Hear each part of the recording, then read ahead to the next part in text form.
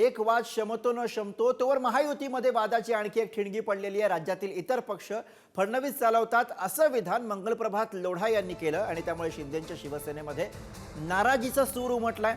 शिंदेंच्या शिवसेनेचे मंत्री शंभूराज देसाई यांनी मंगलप्रभात लोढा आणि भाजपला चांगलं सुनावलंय। एकनाथ शिंदेंनी उठाव केला म्हणूनच भाजप सत्तेत आली, शिंदेंच्या उठावामुळेच भाजपची ताकद वाढली असं प्रत्युत्तर शंभूराज देसाई यांनी दिलंय। दरम्यान शंभूराज देसाई हे मॅच्युअर्ड नेते आहेत, किमान त्यांनी तरी असं विधान करू नये असं विधान भाजपच्या प्रवीण दरेकर यांनी केलंय।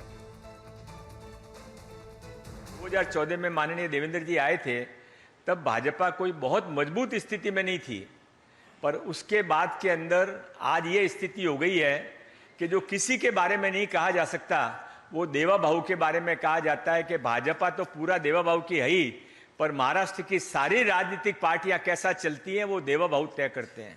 और ये हमारे राजनीतिक गुरु, इनके जो विभिन्न रूप हम देख रहे हैं। आदरणीय एकनाथजी शिंदे साहेबांनी कडक भूमिका घेतली 2022 ला आणि आम्ही 50 आमदारांनी आदरणीय एकनाथजी शिंदे साहेबांच्या नेतृत्वाखाली उठाव केला।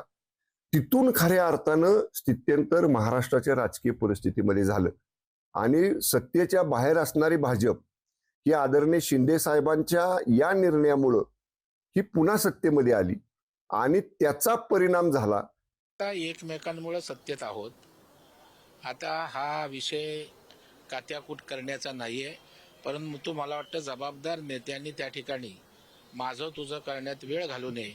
निदान मॅच्युअर्ड नेते आहेत, मी शंभूराजेंना मॅच्युअर्ड नेता समजतो, तर मला वाटतं तशा प्रकारच्या भूमिका अपेक्षित आहेत।